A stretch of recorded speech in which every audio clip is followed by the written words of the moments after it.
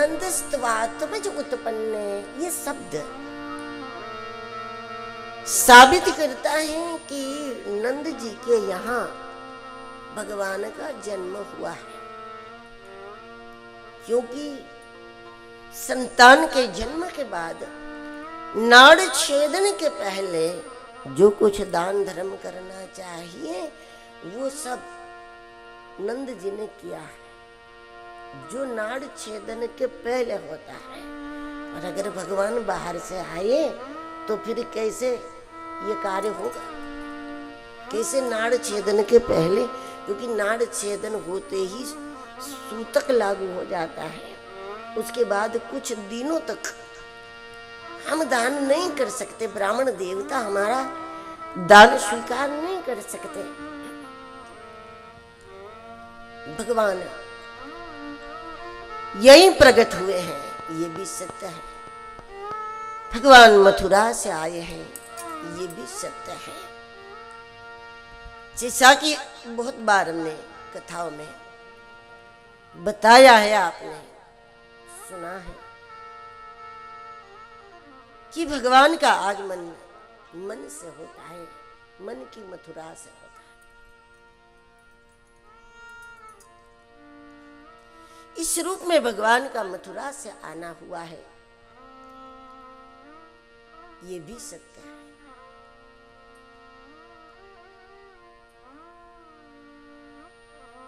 ऐसा भी कहते हैं कि जब नंद जी भगवान को लेकर के, वसुदेव जी जब भगवान को लेकर के यहाँ गोकुल पहुंचे, उस समय जसोदा जी के द्वारा जो जन्म हुआ था वो केवल योग माया का नहीं, योग माया का भी था, एक पुत्र का भी जन्म था,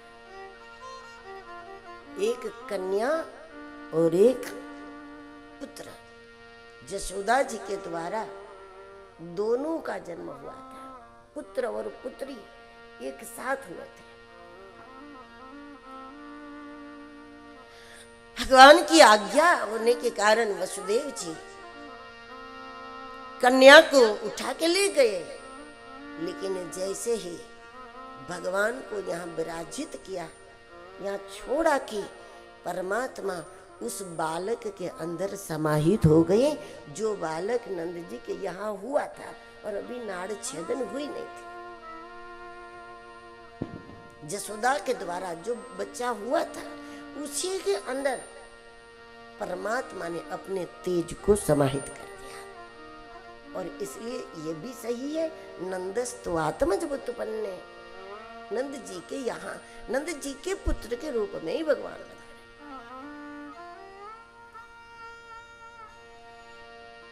आगे चल करके जो नंद जी का बेटा है वो फिर पूरे जगत का हो गया।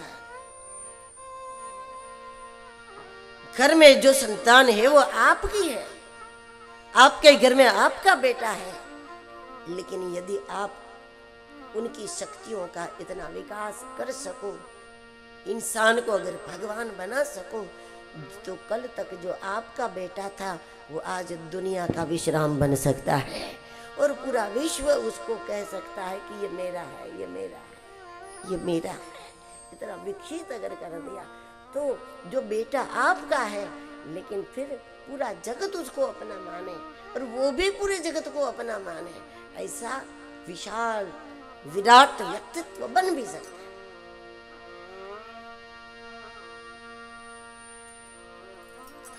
भगवान मथुरा से पधारे, ये भी सत्य है। गोकुल में भगवान का जन्म हुआ, ये भी सत्य है।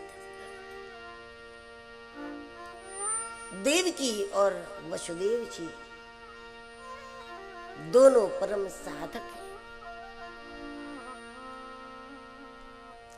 जैसा कि कंस जानता था देवकी का 8वां गर्भ उसका काल है, तो क्यों देवकी ने भी क्यों चाहा कि 8 संतान हो।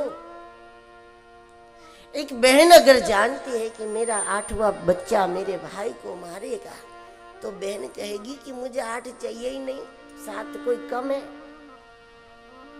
आठवीं की जरूरत ही क्या थी? अगर उसका ही बेटा उसके भाई का काल है तो क्या जरूरत थी 8 संतानों की?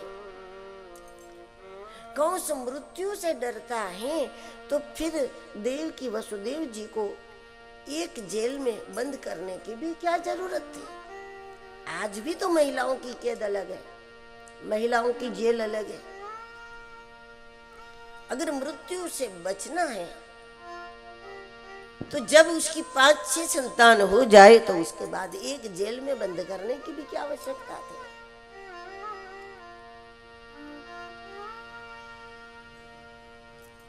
देवकी सात्विक बुद्धि का प्रतीक है।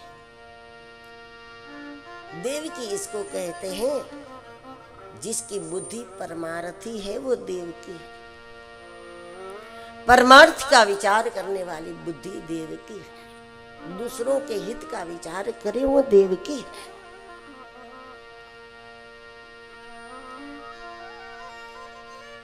और कितना भी पूजन पाठ जप तप करने वाला व्यक्ति हो, लेकिन अगर वो व्यक्ति दूसरों की पीड़ा को महसूस नहीं करता तो इसके करने का कोई विशेष फल नहीं है।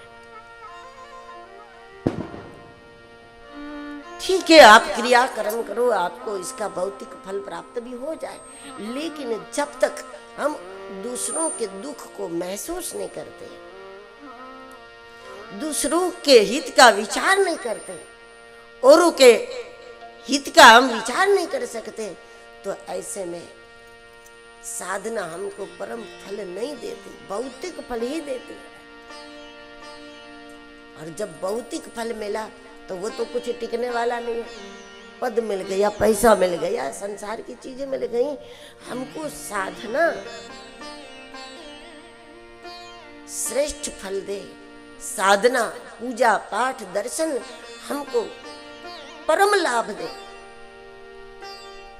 सांसारिक फल नहीं, हमको परम फल प्रदान करे। इसका उपाय है कि साधना करने वाला, पूजा पाठ करने वाला व्यक्ति परमार्थ की ओर आगे जरूर बढ़े, क्योंकि दूसरों का विचार ही बहुत बड़ी सफलता है।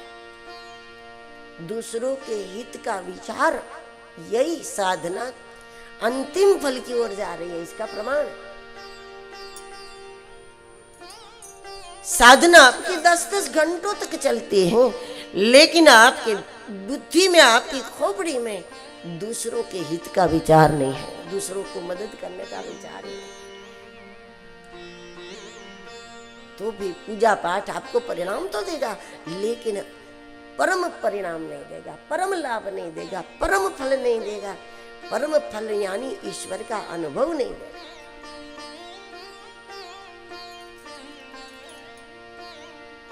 देव की दैवी बुद्धि, देव की देने की विचारधारा,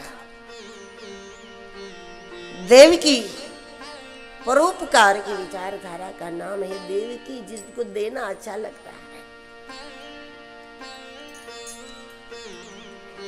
लेने में उसको उतना सुख नहीं होता जितना उनको देने में सुख होता है। ये देव की है। और बुद्धि देव की बने और भीतर जो बसा हुआ है उस तत्व का भजन करे। तो भीतर जो बसा हुआ है वो वासुदेव है, जो हमारे भीतर बसा है। भीतर बसा हुआ देव आत्मदेव है, और हमारी बुद्धि आत्मदेव की, आत्मा की उपासना करे।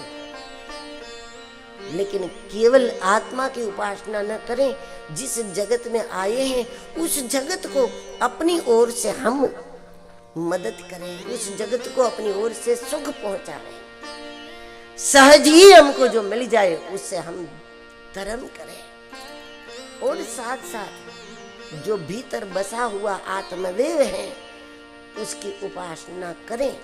तो इस प्रकार की उपासना में 7 भूमिका कोई पार कर ले तो साधक 8वीं भूमिका पर भगवान का साक्षात्कार करेगा, 8वीं भूमिका पर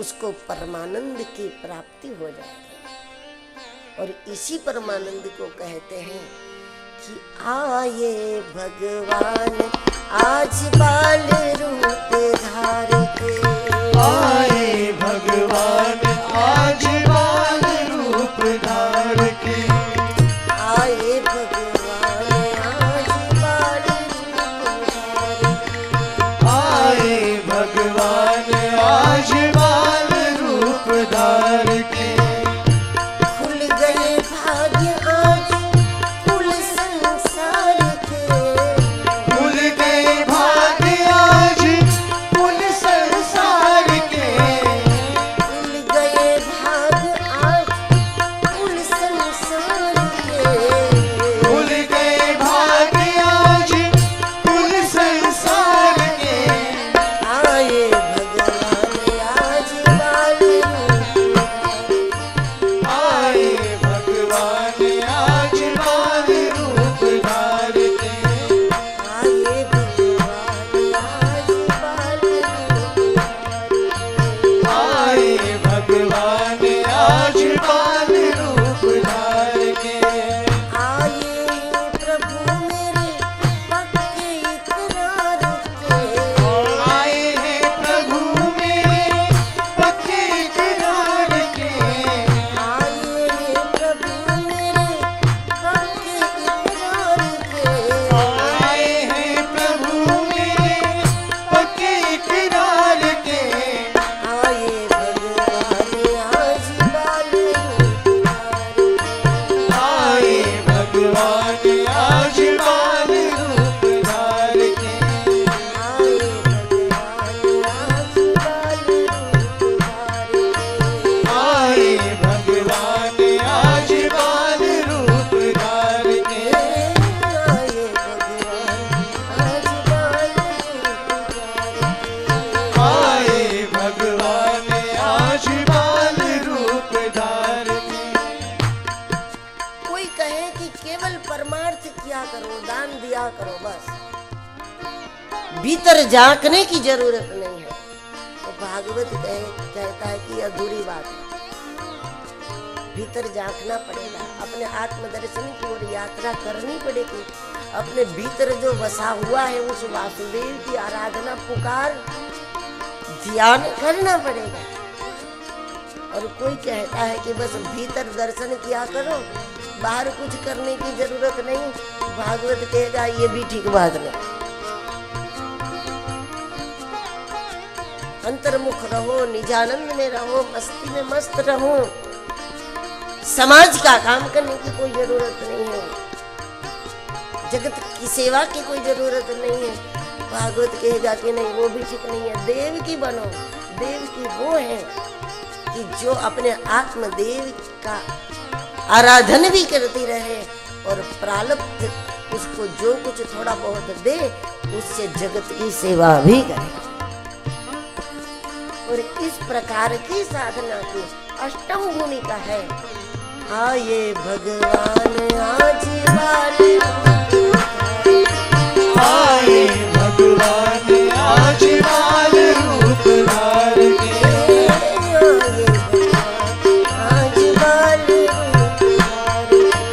आए भगवान आज बाल रूप धार के, खुल गए भाग्य आज कुल संसार के, खुल गए भाग्य आज कुल संसार के, आए भगवान आज बाल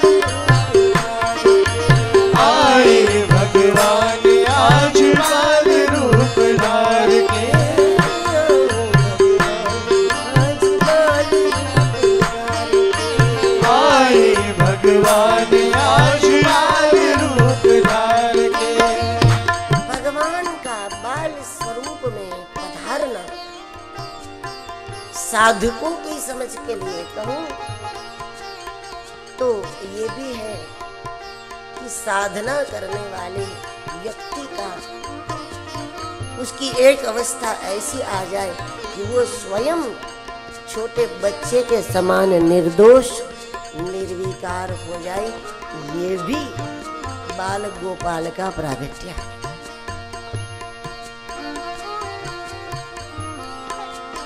हर आदत हमारी सात्विक हो जाए, हमारी इंद्रिया भी गाय है,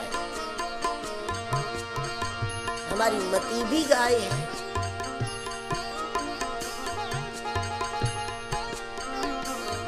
गगन मंडल में गौवा बिहानी, कबीर साहब ने जो कहा उसमें उन्होंने बुद्धि को गाय कहा।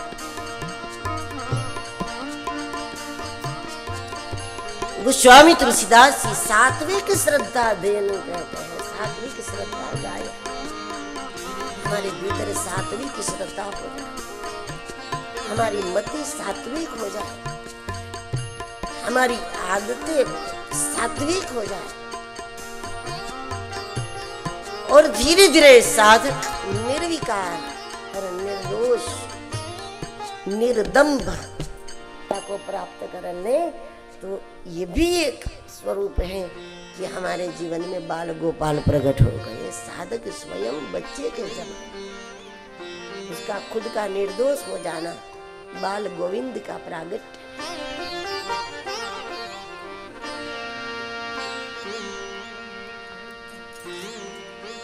भगवान गोकुल पधारे हैं। गोकुल सात्विक शरीर का ही एक नाम है, जिनकी इंद्रिया रूपी गाय, सारी इंद्रिया गाय जैसी हो जाए। कान को अच्छा ही सुनना है, आंख को अच्छा ही देखना है, जबान को अच्छा ही बोलना है, प्रभु प्रसाद का ही उनको स्वाद लेना है, प्रभु प्रसाद की ही खुशबू लेनी है। जिनकी इंद्रिया रूपी गाय, इंद्रिया गाय हो जाए, और गाय का भोजन तो बहुत सात्विक है।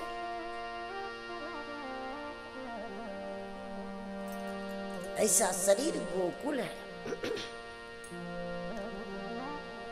जीवन में परमात्मा को प्रकट करना है, ज्ञान को प्रकट करना है, परम शक्ति का साक्षात्कार करना है, तो सात्विक बनना अनिवार्य है। सात्विकता में इतना भी समझौता नहीं चलेगा।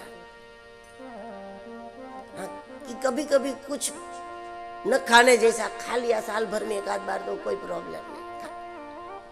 कभी महीने 2 महीने में कोई गलत चीज पी लिया तो पी लिया, इसमें क्या है।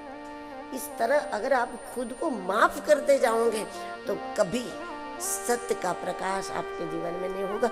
मृत्यु के पहले कृष्ण प्रकट हो जाना चाहिए, मृत्यु के पहले हमारे जीवन में सत्य का साक्षात्कार हो जाना चाहिए, मृत्यु के पहले हमारा लक्ष्य हमें प्राप्त हो जाना चाहिए। और इसके लिए सात्विकता में समझौता न करो। अनुष्ठान कभी कम ज्यादा हुआ तो चलेगा, 108 पाठ करने के लिए आप बैठे हैं, थोड़ा कम हुआ चलेगा। 108 माला जपने के लिए आप बैठे हैं और नहीं कर पाए, कोई बात नहीं, चलेगा। लेकिन कुछ भी पी लिया, कुछ भी खा लिया, कुछ भी बक दिया, ये नहीं चलेगा। कहीं भी चले गए, कुछ भी देख लिया, कुछ भी पढ़ लिया, हमारे मन को विकृत करने वाली कोई भी वायरस हमारे अंदर न जाए, इसका हमें बहुत सावधानी से ख्याल करना पड़ेगा। पूजा पाठ साधना अनुष्ठान कम ज्यादा हुआ तो इसका नुकसान नहीं है। धीरे चलोगे तो धीरे पंढरपुर पहुंचोगे, 2 दिन लेट पहुंचोगे, लेकिन पहुंचोगे तो पंढरपुर है। तो ये कुछ कम हुआ तो ये कोई चिंता का विषय नहीं है।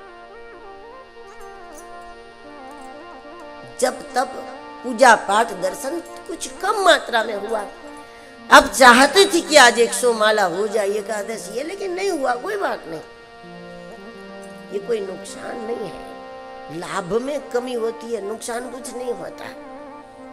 आपको 11 हनुमान चालीसा करनी थी और 5 हो पाई, 1 हो पाई, नहीं हो पाई, तो लाभ की कटौती हुई है, नुकसान कुछ भी नहीं हुआ ना। लाभ की कटौती हुई है, नुकसान बिल्कुल नहीं है, लेकिन सात्विकता के विषय में समझौता नहीं चलेगा। भोजन पवित्र ही होना चाहिए, द्रव्य पवित्र ही होना चाहिए, खान पान पवित्र ही होना चाहिए। हम जो कुछ देखे सुने वो सब सात्विक होना चाहिए। सात्विकता में आगे पीछे कोई समझौता उसमें नहीं चलेगा, क्योंकि इसमें लाभ की कटौती नहीं है बल्कि नुकसान है, घाटा है, फिर उसको भरने में टाइम लग जाएगा। गोकुल इसका नाम है। ऐसा कोई भी व्यक्ति गोकुल है, घूमता हुआ गोकुल है, घूमता हुआ तीर्थ है, जिसका शरीर सात्विक।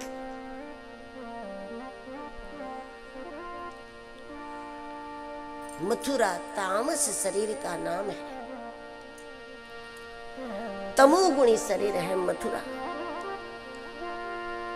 राजस शरीर है द्वारिका।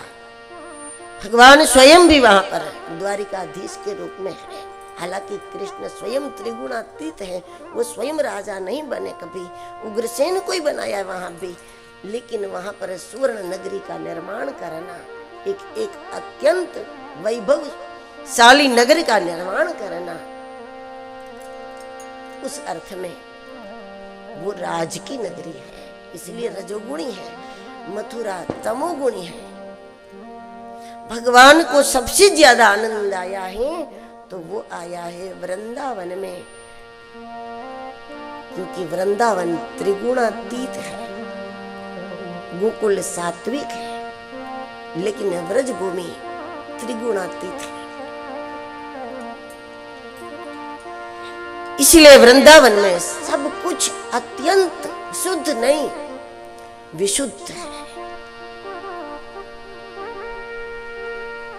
इसलिए व्रज मोहक है। आज भी आप व्रज भूमि में जाओ, आजकल तो भीड़ भी बहुत हो गई। कितना छोटा नगर और लाखों लोगों की वहां पर मौजूदगी होती है। उतनी चहल पहल, इतना शोर, इतनी धक्का मुक्की, इतनी भीड़, इतना कुछ होने के बाद भी आज भी वृंदावन की भूमि में जब जाते हैं तो वहां से बाहर निकलने का मन नहीं करता, वहीं पड़े रहने की इच्छा होती है। ये इसकी मोहकता आज भी है, क्योंकि त्रिगुणातीत है।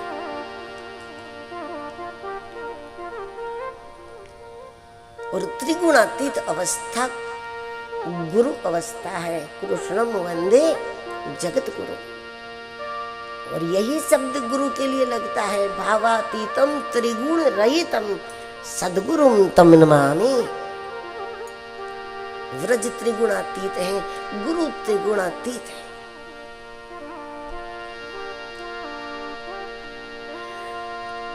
गोकुल में बहुत बड़ा उत्सव हुआ है।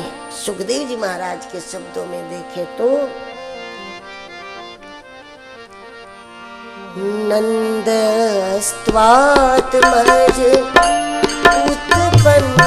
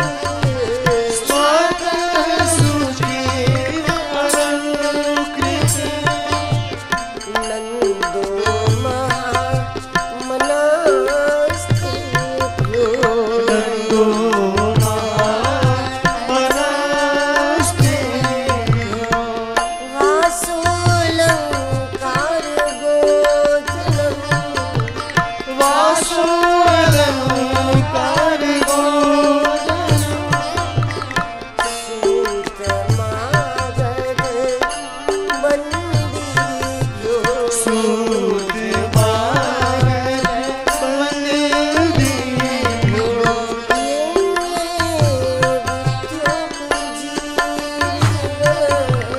ये नित्युप जीव नंदस्वात्मज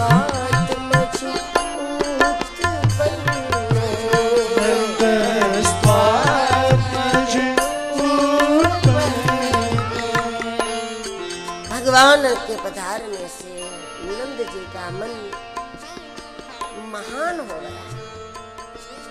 नंद जी का मन बड़ा तो था, संसार में बड़े मन वाले लोग होते हैं,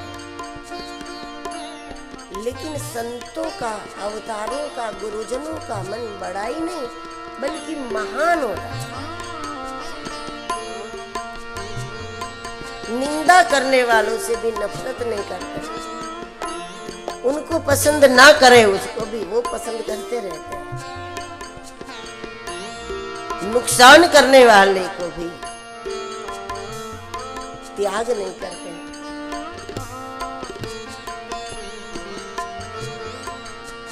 ये महान मन का प्रमाण है। बड़े मन वाले लोग संसार में हो सकते हैं, लेकिन महापुरुषों का मन महान है। नंदो महामनास्तेभ्यो। नंद जी गायों का दान करते हैं,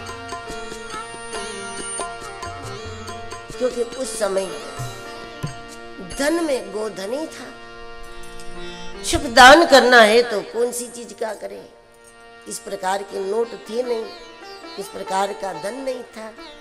धन में गोधन था, पशुधन था। तो नंद जी ने गायों का दान किया।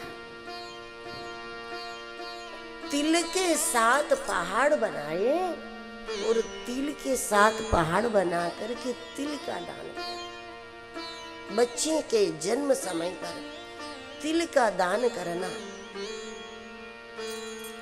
ऐसा माना गया है कि तिल का दान उस समय से जो किया जाए तो भविष्य में आने वाले संकटों में उस बालक की रक्षा होती है।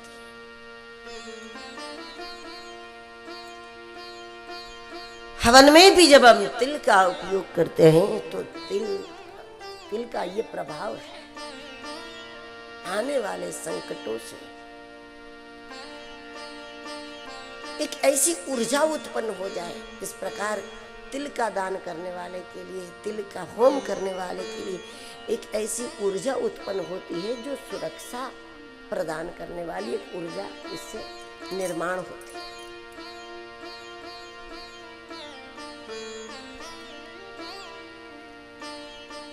इसलिए तिल का दान किया, गायों का दान किया, और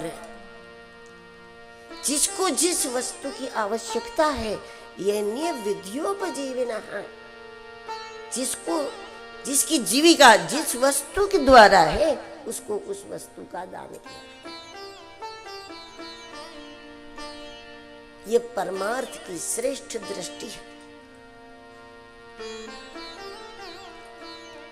सही समय पर करना ये दान का श्रेष्ठ तरीका है। सही समय पर और इसके योग्य व्यक्ति को और उसी के योग्य वस्तु, ये परमार्थ का सुंदर तरीका है।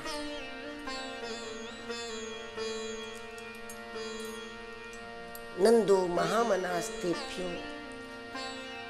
पूरा गोकुल एक दूसरों के ऊपर घी, मक्खन आदि पदार्थ छिड़कते हैं।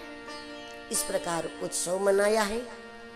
दिन रात एक जैसा उत्सव रहा और इसलिए यहाँ पर कहा गया कि भगवान शिव गोकुल में आ गए।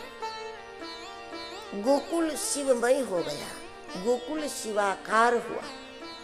शिव इसको कहते हैं जिसका ज्ञान न छूटे वो शिव है, जिसका आनंद अखंड है वो शिव है, जिसके प्रभु प्रेम का प्रवाह निरंतर है वो शिव है, निरंतरता शिव है। थोड़ा बहुत आनंद तो हम सबको ही आ जाता है, कभी कथा में आनंद आ जाए, लेकिन वो आनंद अखंड हो जाए, ये शिवाकार भूमि है, शिवाकार अंतःकरण होता है। जो शिव है वही गुरु है, जो गुरु है वो शिव होते ही है। जिनका ज्ञान अखंड है वो गुरुता को प्राप्त है, जिनका आनंद अखंड है वो गुरुत्व को प्राप्त है, जिनकी प्रसन्नता अखंड है वो गुरुत्व को प्राप्त है,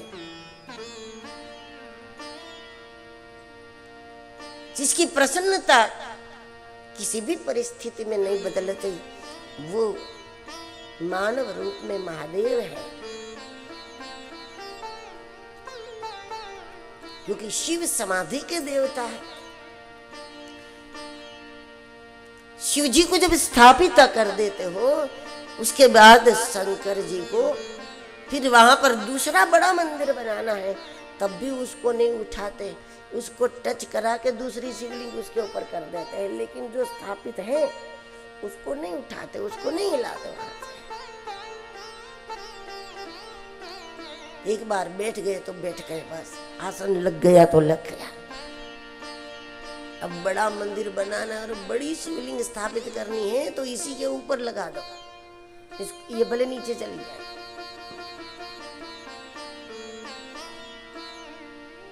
ये शिव अंतःकरण होता है संतों का, गुरुजनों का, ज्ञान का निरंतर होना, ये साधक का शिवत्व है।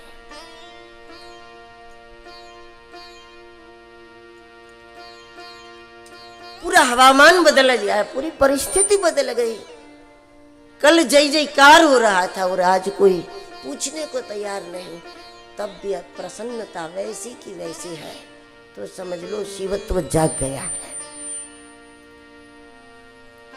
शिवत्व में ये सब क्षणिक नहीं होता कि कल बहुत आनंद आया था, कल बहुत प्रसन्न थे। शिवत्व में कुछ क्षणिक नहीं होता, शिवत्व में निरंतरता होती है। गोकुल में ये सब निरंतर हो गया और इसलिए सूरदास जी ने लिखा है, मैया तेरे द्वारे बाला जोगी आयो। भगवान शंकर जी वहां पधारे और दर्शन की जिद करके वहीं बैठ गई कि आपके लाला का दर्शन मुझे करना है। जसोदा मना कर रही थी कि आपका ये वेश देख करके डरेगा मेरा लाला।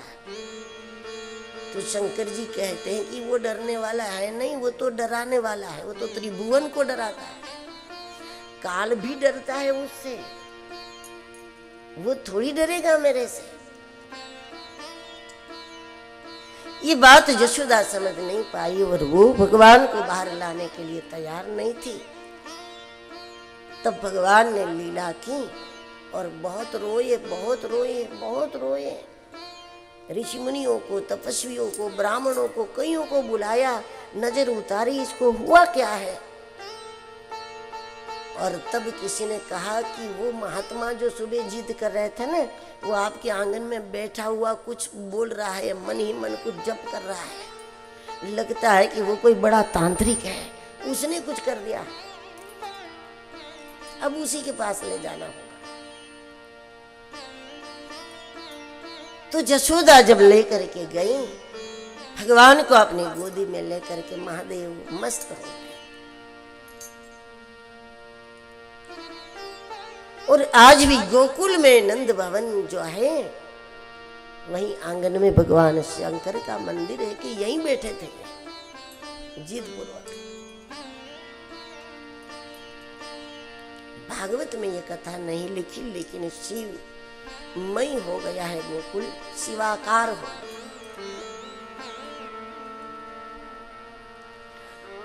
ऐसे में नंद जी को स्मरण हुआ, कंस को कर देने के लिए जाना है और नंद जी ने सारे गोकुल वासियों को गोकुल की सुरक्षा की जिम्मेदारी थी।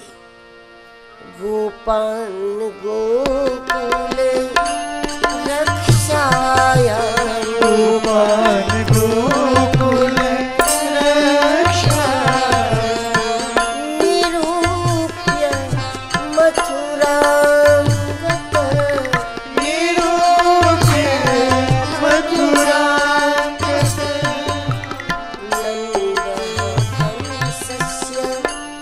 वार्षिक्यम्, नन्दकंसस्य वार्षिक्यम्, करं दातु कुरुध्वम्, दातु कुरुध्वम्, गोपान् गोकुल रक्षायां निरूप्य मथुरा गत। कर देने के लिए नंद जी जा रहे हैं। साधकों के जीवन की एक अवस्था यह होती है कि शरीर को जो कुछ देना पड़े इसको हमें कर समझ कर देना चाहिए। शरीर को न देना भी ठीक नहीं है, शरीर को देते रहना भी ठीक नहीं है। न देने से जल्दी बिगड़ेगा और देते रहने से उसकी आदत बिगड़ जाए। हम त्याग नहीं कर पाएंगे, हम त्याग का अभ्यास नहीं कर पाएंगे। शरीर को कब देना, क्या देना, कितना देना, विवेक से देना, ये कर देना है। जब तक हमको पता है कि हम शरीर में हैं, जब तक शरीर के सुख दुख महसूस होता है, ठंड लगती है, गर्मी लगती है, मीठा मीठा लगता है, कड़वा कड़वा लगता है, जब तक हमारी चेतना थोड़ी भी शरीर के साथ जुड़ी हुई है, ऐसे में शरीर को कुछ न देना भी गलत है और शरीर को देते रहना भी गलत है। लेकिन कब देना, क्या देना, कितना देना, उस विवेक के साथ शरीर के साथ व्यवहार कर समझ कर देना। कर मानी टैक्स, इनकम टैक्स जो देते हैं वो खुशी खुशी थोड़ी देने जाते हैं, लेकिन देना जरूरी। उसी प्रकार शरीर को देना जरूरी।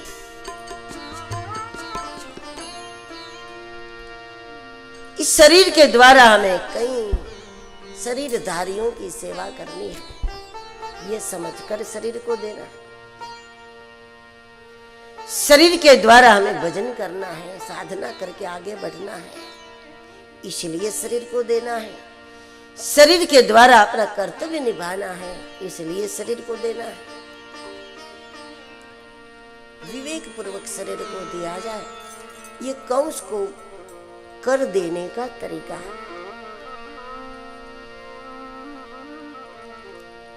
नंद जी गए कंस को कर देने के लिए, और ऐसे में कंस ने एक राक्षसी को भेजा है जिसका नाम है पूतना। पूतना अविद्या का स्वरूप है। अविद्या क्या करती है? अविद्या दृश्यमान पदार्थों को ही सत्य बताती है, दृश्यमान जगत को ही सत्य बताती है। जब तक अविद्या नाम का रोग रहेगा, अविद्या आवरण है,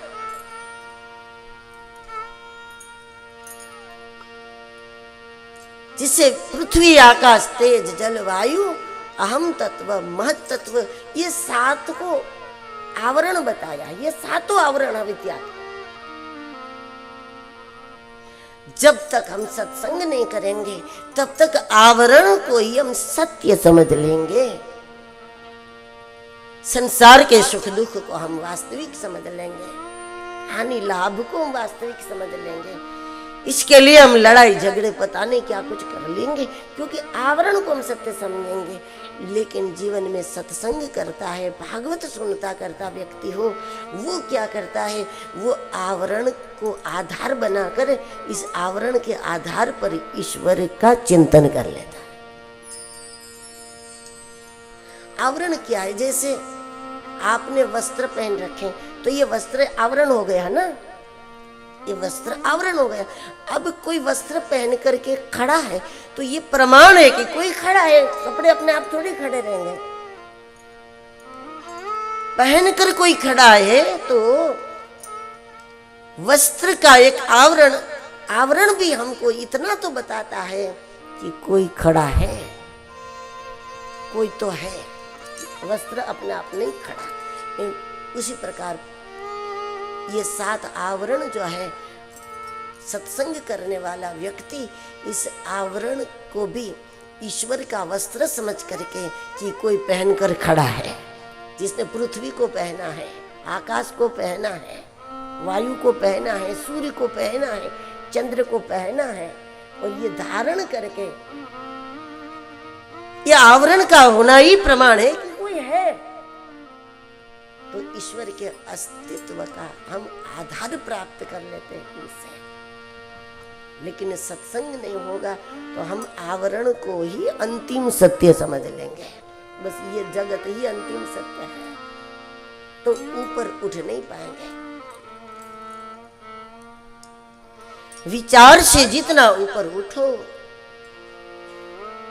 जीवन दिव्य होता जाता है, और दिव्य जीवन दीर्घ जीवन होता है।